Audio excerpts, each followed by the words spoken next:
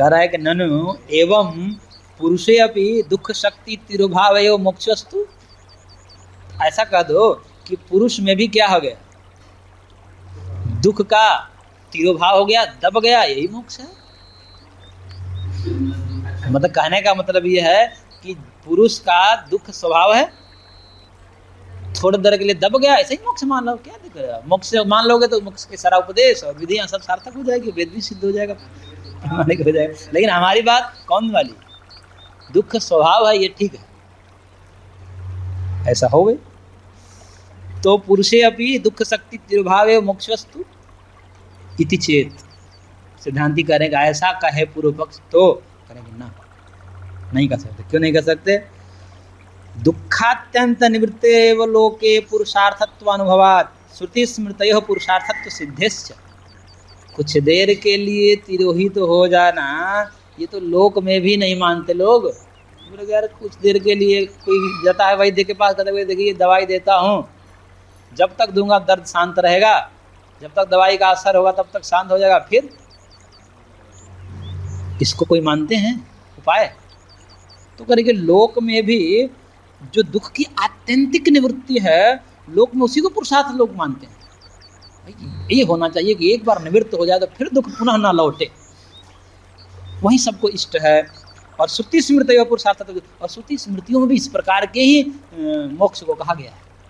तो लोक में भी ऐसा ही मानते हैं लोग, लौकिक दृष्टिकोण से भी और श्रुति और स्मृतियों के द्वारा।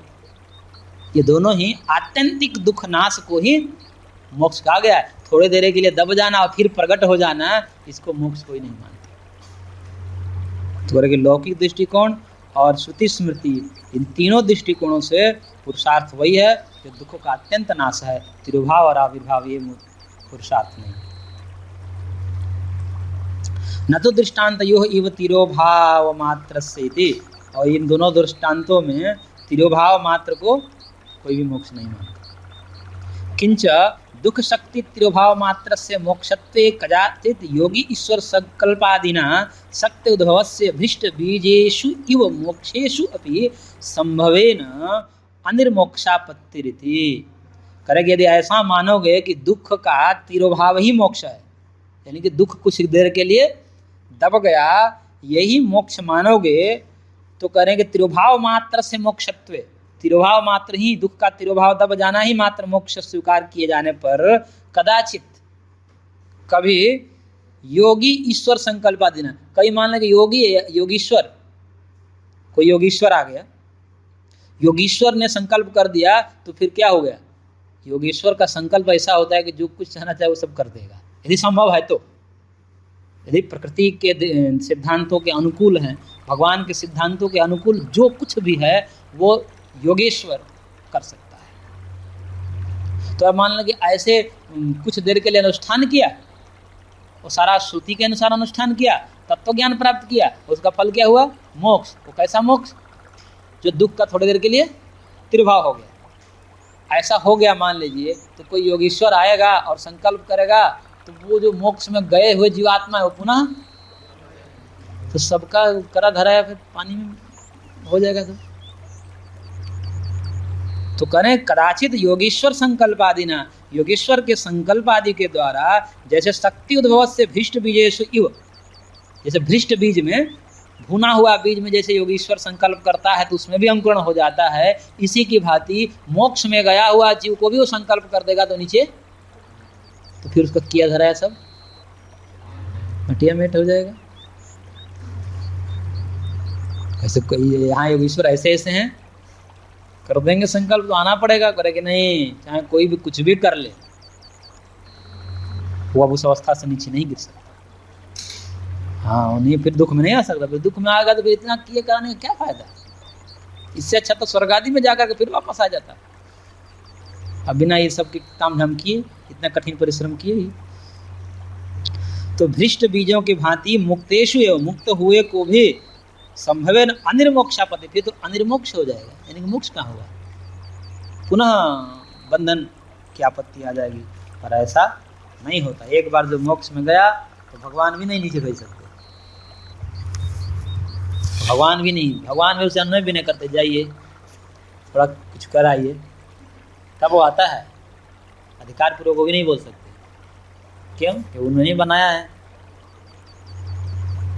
उस समय ऐसी स्थिति कही जाती है, न चानन्य अधिपति ही, एक सूत्र है ना ब्रह्म सूत्र में, न चानन्य अधिपति है।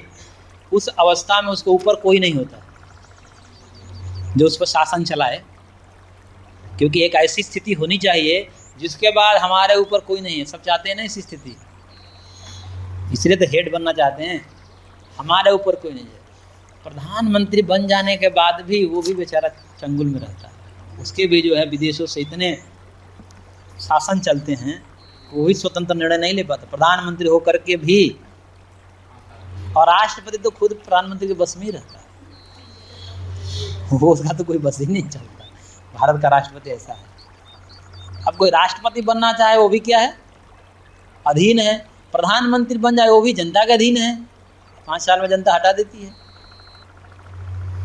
तो क्या बनोगे? यानी कहीं भी जाओगे आपके ऊपर कोई ना कोई, और जैसे ही कोई ऊपर रहता है दुख होता है, क्योंकि वो शासन करता है। तो एक ऐसी स्थिति है, मोक्ष की स्थिति कहते हैं, न चानन्य अधिपति ही, और कोई अन्य अधिपति नहीं है, कोई उसके ऊपर नहीं है, सब अपने मर्जी का मालिक है। ठीक है ना? अपने मर्जी का मालिक होने से क्या करेगा? जब चाहेगा तब आएगा, नहीं चाहेगा नहीं, उसका मन। तो इसलिए जो है ऐसी स्थिति को वो प्राप्त कर लेता है जहां से पुनः दुख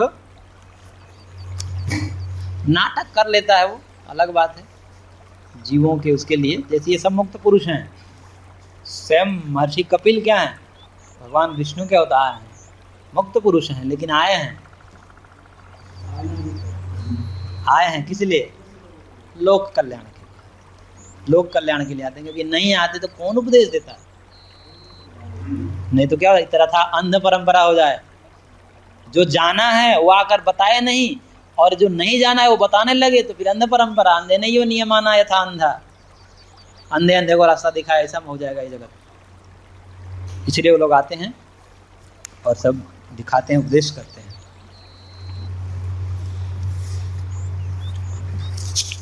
तो इस प्रकार से कहा शक्ति का उद्भव और अनुभव।